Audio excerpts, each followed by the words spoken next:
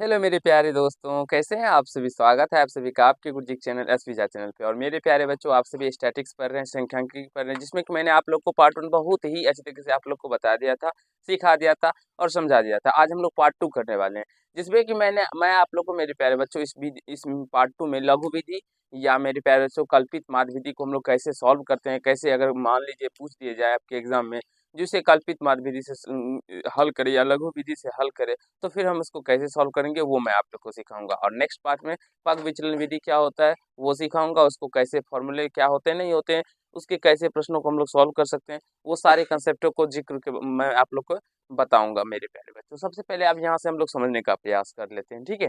देखिए पीछे के जितने सारे चैप्टर आप लोगों के खत्म हो चुके हैं मेरे प्यारे बच्चों। अगर आप लोग नहीं देखे हैं तो प्ले लिस्ट में सारे का वीडियो का लिंक दिया जाता है, आप लोग उसको देखिए, सीखिए और समझने का प्रयास करना है मेरे प्यारे बच्चों।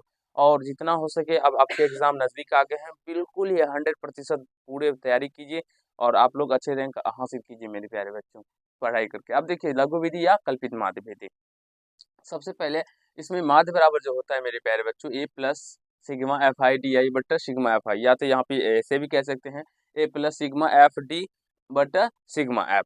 यहाँ पे आई भी दे सकते हैं और नहीं भी दे सकते हैं, ठीक है।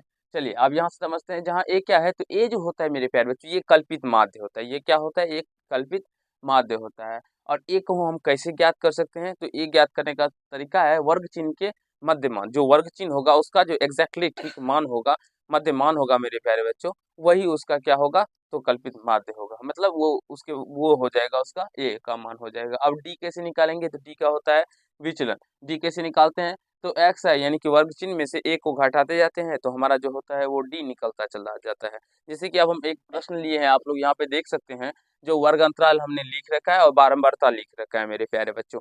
अब मैंने आप लोग को वर्ग चिन्ह निकालने का फॉर्मूला बता रखा है पीछे के पार्ट्सों में, अगर आप लोग नहीं देखे हैं तो जरूर देख लीजिएगा मेरे प्यारे बच्चों। क्योंकि वर्ग चिन्ह ये एक्स एक्स जो होता है, हम लोग आप मैंने आपको बता रखा था मेरे प्यारे बच्चों, जो हम लोग एक्स से वर्ग चिन्ह को डिनोट करते हैं, ठीक है। तो ये आप लोग अगर नहीं देखे होंगे तो जरूर ही देख लीजिएगा। अब वर्ग चिन्ह निकालने का सिंपल सा फॉर्मूला होता है, जो यानी कि निम्न निम्न सीमा प्लस उच्च सीमा प्लस बट्टे में 2 कर देना, यानी कि इन दोनों को जोड़ के या 2 से भाग देने पर उस वर्ग की वर्ग चिन्ह निकल के आ जाएगी। तो जोड़ के 10 में 0 जोड़िएगा तो 10, 10 में 2 से भाग दीजिएगा तो 5 निकल के आ जाएगा। उसी प्रकार से इसमें भी जोड़िएगा तो ये 15 निकल के आ जाएगा। उसी प्रकार से 30 में 50 में 2 से भाग दीजिएगा तो ये 25 निकल के आ जाएगा। ये 70 में भाग 35 निकल के आ जाएगा। और जब इसमें भाग दीजिएगा 90 में तो ये 45 निकल के आ जाएगा मेरे प्यारे बच्चों। ये इस प्रकार से वर्ग चिन्ह आप लोग निकाल लीजिएगा और सीख लीजिएगा। अब हमें डी आई निकालना है, तो हमें सबसे पहले इसमें हमें ए को मानना होता है। जो ए कौन सा मान ले, क्योंकि ए आप लोग देख सकते हैं यहाँ पे वर्ग चिन्ह का मध्य मान। जो ए जो लेंगे हम इस वर्ग चिन्ह में से कोई एक मान लेंगे जो कि बीच में होगा, ठीक है। यहाँ पे मान लीजिए, यहाँ पे देखते हैं इधर भी 2 नंबर है, इधर भी 2 नंबर है, तो एग्जैक्टली बीच में ये 25 है ना। तो यहाँ से हमने घेर रखा है मेरे प्यारे बच्चों, आप लोग को घेरना नहीं है, आप लोग को समझने के लिए ध्यान रखना है। जो 25 ले लिए, हम इसका क्या ले लिए 25, तो इसका मध्य मान ले लिए, यानी कि ए का मान ले लिए। ए का मान कितना ले लिए 25 ले लिए। लेकिन मेरे प्यारे बच्चों आप लोग गौर फरमाइएगा, अगर मान लीजिए इसमें 6 नंबर होते, जैसे कि हम यहाँ पे बात करते हैं 5 मान लीजिए, 10 मान लीजिए, 15 मान लीजिए, 20 मान लीजिए, 25 मान लीजिए और 30 मान लीजिए, अगर 6 मान होता तो इसमें एग्जैक्टली कोई बीच में नहीं आता है। आप देख सकते हैं इधर भी 3 नंबर है और इधर भी 3 नंबर है, एग्जैक्टली बीच में नहीं आता है ना। तो उस कंडीशन में हम क्या करेंगे, तो इस दोनों में से किसी एक को मेरे प्यारे बच्चों हम लोग ए मान लेंगे। इस दोनों में से किसी एक को भी हम लोग क्या करेंगे, ए मान लेंगे। अगर दोनों में से हम किसी को ए भी मान लेते हैं तो भी कोई फर्क नहीं पड़ता है, हमारा आंसर जो आएगा वो राइट आएगा। समझ में आ रहा है बाबू, ठीक है। और ये लघु विधि है, लघु विधि कहने का मतलब हुआ मेरे प्यारे बच्चों, ये अगर प्रश्न का बारंबारता बराबर आ दिखे आप लोग को, तो आप लोग को सिंपल सा समझ लेना है, जो आप लोग वहाँ पे लघु विधि का प्रयोग करके भी उसको सॉल्व कर सकते हैं। वर्ग अंतराल और बारंबारता आपको बराबर देखने पे आप लोग को इस विधि से सॉल्व कीजिएगा तो आपको ज्यादा कठिनाई गुना या आप लोग कह सकते हैं ना गुना का जो झेल होता है मेरे प्यारे बच्चों, गुना जोड़ घटों का, वो ज्यादा नहीं आएगा। ये सिंपल सा तरीका है, आप लोग को समझ में भी आ जाएगा। अब हम लोग डी निकालेंगे विचलन। तो मेरे प्यारे बच्चों एक्स आई में से हम लोग ए को घटाएंगे, तो 5 में से हम लोग किसको घटाएंगे, डी बराबर एक्स आई कितना है मेरे प्यारे बच्चों, पहला 5 है माइनस ए, तो ए कितना निकाले हैं 25 निकाले, तो 5 में से 25 घटाएंगे तो -20 आएगा, तो ये कितना आएगा -20। उसी प्रकार से ये कितना आएगा, तो मेरे प्यारे बच्चों -10 आएगा। और ये 25 में से 25 जाएगा तो 0 आ जाएगा, ठीक है। क्योंकि यहाँ पे ए का मान 25 हो जाएगा, एक्स का मान 25 हो जाएगा, 25 में से 25 जाएगा तो फिर ये 0 आ जाएगा। फिर यहाँ से 35 में से 25 जाएगा तो मेरे प्यारे बच्चों कितना आएगा, तो प्लस में 10 आएगा। यहाँ से ये क्या आ जाएगा, प्लस में 10 आ जाएगा। यहाँ पे भी प्लस में 25, अभी 45 आ जाएगा, प्लस में आ जाएगा। मेरे प्यारे बच्चों, यहाँ तक आप सभी को समझने में कहीं से कोई दिक्कत या समस्या या तकलीफ नहीं हुआ होगा।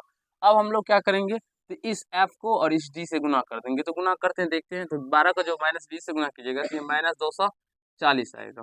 फिर 11 को जो 10 से गुना कीजिएगा तो ये -110 आएगा। फिर 8 को जब 0 से गुना कीजिएगा तो ये 0 ही आएगा। 10 को जब 10 से गुना कीजिएगा 100 ही आएगा। फिर 9 को जब 20 से गुना कीजिएगा, इसको मत गुना कर दीजिएगा नहीं तो गलत हो जाएगा। देखिए अभी 9 को हम 45 से गुना करते तो थोड़ा ज़्यादा गुना टफ लग रहा है ना, लेकिन उसी 9 को जब हम 20 से गुना करेंगे तो थोड़ा कम लग रहा है ना। तो ये क्या करता है ना, इसके मानों को मेरे प्यारे बच्चों पग विचलन विधि में क्या करता है ना, उसके मान को थोड़ा घटा देता है, कम कर देता है। तो 9 को 20 से गुना करेंगे तो ये 180 आएगा।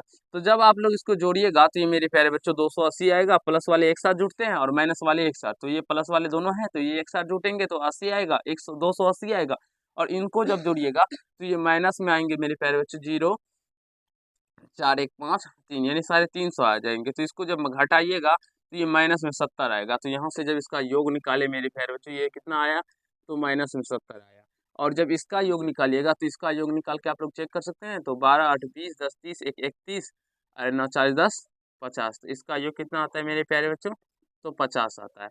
अब माध्य बराबर, अब हम लोग का माध्य निकल के आ जाएगा। माध्य बराबर क्या हो जाएगा, a plus sigma F I D आई बट्टे सिग्मा एफ आई।